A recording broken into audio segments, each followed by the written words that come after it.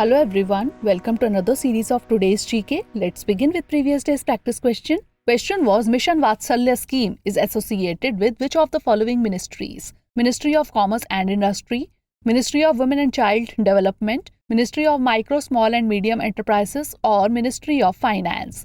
The correct answer is option B, Ministry of Women and Child Development.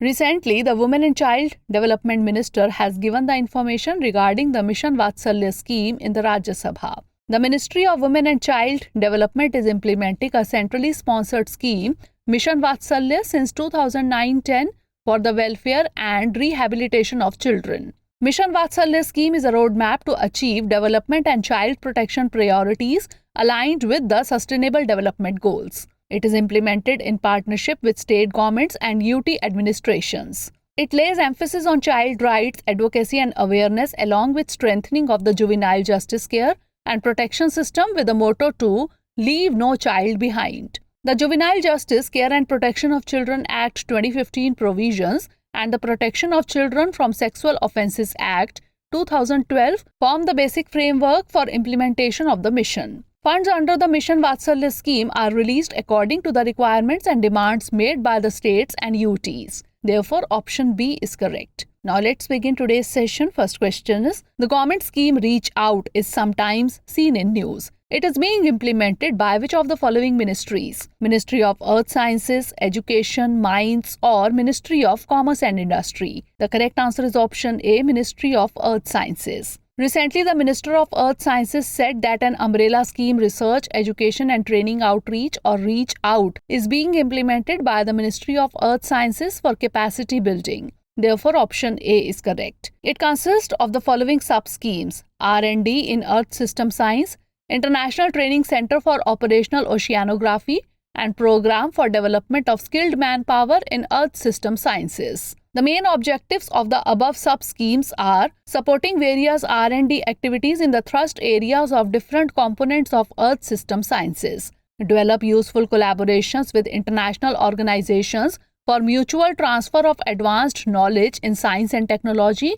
in earth sciences and to provide services to developing countries, and develop skilled and trained manpower in earth sciences with the support of academic institutions in the country and abroad. Next question is, the first Africa-India Field Training Exercise or AFINDEX 23 was held in which of the following years? 2019, 2020, 2021 or 2022? The correct answer is option A, 2019. The Indian Army is set to host the second edition of the Africa-India Field Training Exercise or AFINDEX 23 from March 21 to 30 in Pune. It aims to build and strengthen India-Africa relations with a focus on enhancing peace and security and creating opportunities to exchange ideas and perspectives. It is also an opportunity to learn from the African experience in cooperative security and management of security crisis situations. The first Africa-India Field Training Exercise was held in Pune in March 2019, which saw the participation of 20 African nations. Therefore, option A is correct. The Chiefs Conclave will be held on March 28 and will take place over 2 sessions. The first session will explore the key aspects of defense partnership, while the second session will focus on Indian defense industries' outreach to Africa. Next question is, the fourth Defense Cooperation Dialogue between India and the Maldives was conducted in New Delhi, Malé, Bangalore or Kolkata. The correct answer is option B, Malé. India and the Maldives conducted the fourth Defense Cooperation Dialogue in Malé on March 19, 2023. Therefore, option B is correct. It is the highest institutionalized interactive mechanism between the two countries. Its significance in chartering the future course of relations between both the armed forces was highlighted by the importance given to the talks by the two nations. During the interaction, ongoing bilateral defense cooperation activities were reviewed and both sides expressed satisfaction at the increasing engagements. The talks covered the existing bilateral exercises, with both countries agreeing to increase the complexity of these drills. Next question is, which among the following is not associated with the third annual edition of the International SME Convention 2023 or ISC? Ministry of MSME, Labour Bureau, Ministry of External Affairs or India SME Forum? The correct answer is option B, Labour Bureau. The third annual edition of the International SME Convention 2023 is going to be organized jointly by the Ministry of MSME and Ministry of External Affairs India, SME Forum, among others. It aims to build strategic partnerships leveraging digital platforms, focusing on innovation, complying with standards and regulations, and assessing finance. Therefore, option B is correct. This year, ISC 2023 is expecting the participation of 1500 plus small and medium enterprises, with the main focus areas being India's major 4 sunrise sectors. They are clean tech and green energy, manufacturing services sector, and agro-food processing and agri-implement sector. Next question is, consider the following statements regarding the concept of public interest litigation or PIL. 1. It was originated and developed in France. 2. In Indian Constitution, it is mentioned in the Article 32.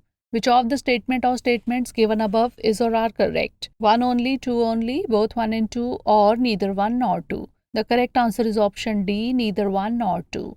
That is, both the statements are incorrect. The concept of public interest litigation originated and developed in the USA in the 1960s. In the USA, it was designed to provide legal representation to previously unrepresented groups and interests. Hence, statement 1 is not correct. In India, the PIL is a product of the judicial activism role of the Supreme Court.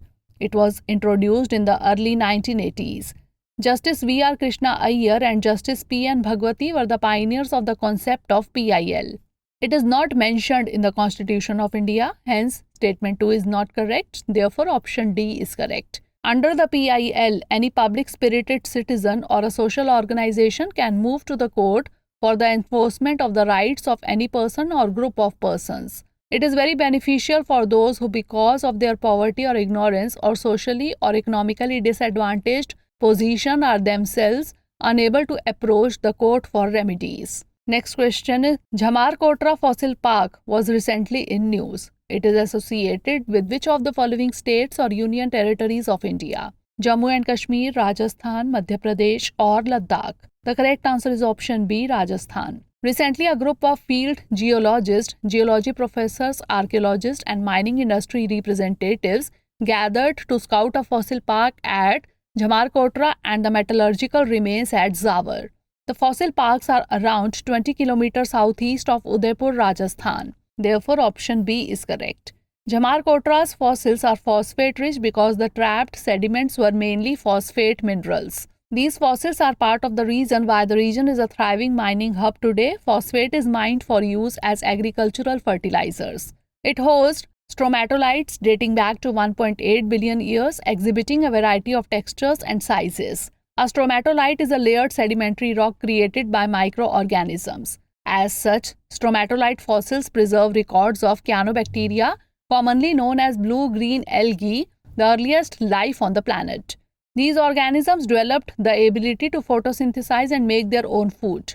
Next question is, what is Batrachochytrium dendrobatidis, sometimes seen in the news? Fungus, virus, bacteria, or protozoan? The correct answer is option A, fungus. In the recent study, it is found that the fungus named Batrachochytrium dendrobatidis affects the keratin in the skin of amphibians, resulting in skin infections and lesions. It led to the reduction of 39% of frog species across the world. Therefore, option A is correct. It is expanding across Africa and killing out or driving to the verge of extinction hundreds of amphibian species. The fungus is believed to spread through spores discharged into water from amphibian skin.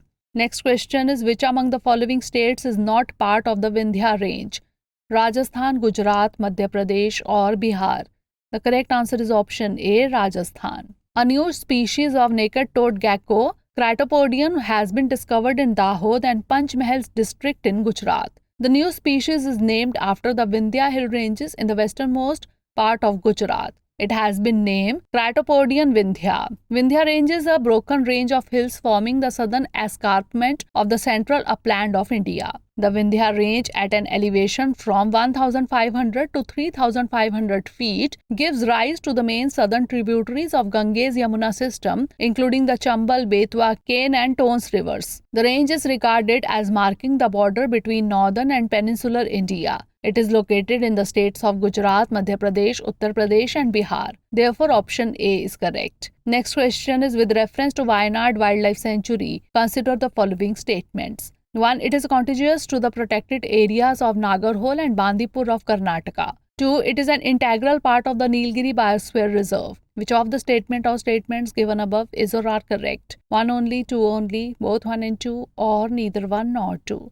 The correct answer is option C, both 1 and 2. Recently, a female leopard died in a suspected roadkill in the Wayanad Wildlife Sanctuary. It is located in the state of Kerala. Wayanad Wildlife Sanctuary is contiguous to the protected areas of Nagarhole and Bandipur of Karnataka on the northeast and Mudumalai of Tamil Nadu on the southeast. Hence, statement 1 is correct. The sanctuary is rich in biodiversity and it is an integral part of the Nilgiri Biosphere Reserve. Hence, statement 2 is correct. Therefore, option C is correct.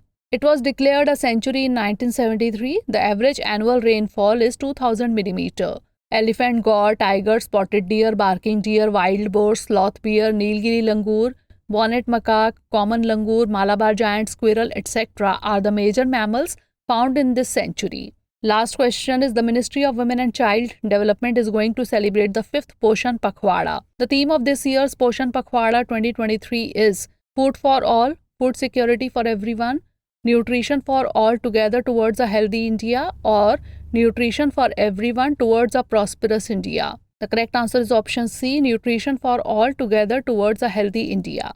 The Ministry of Women and Child Development will celebrate the 5th Poshan Pakwada from 20th March to 3rd April 2023 with various activities nationwide. The Pakwada aims to raise awareness about the importance of nutrition and promote healthy eating habits, Jan Andolan and Jan Bhagidari. Every year, Poshan Pakwada is celebrated in the month of March for 15 days. Similarly, the month of September is celebrated as Rashtriya Poshan Maha across the country. The theme of this year's Poshan Pakwada 2023 is Nutrition for All Together Towards a Healthy India. Hence, option C is correct. Poshan Abhiyan was launched by the Prime Minister of India on 8th March 2018. It has been instrumental in ensuring people's participation and bringing the discourse on nutrition to the forefront. Poshan Abhiyan was launched with the aim to improve nutritional outcomes in a holistic manner. Behavioral change at individual and community level is an important component to achieve the desired goals of a Kuposhan Mukt Bharat. Now it's time for the practice question. Magellan mission to Venus was one of the most successful space missions. It is associated with which of the following space agencies? ISRO, JAXA, NASA or Roscosmos? Send the answer of this question in the comment section. Stay tuned for the next episode. Thanks for watching.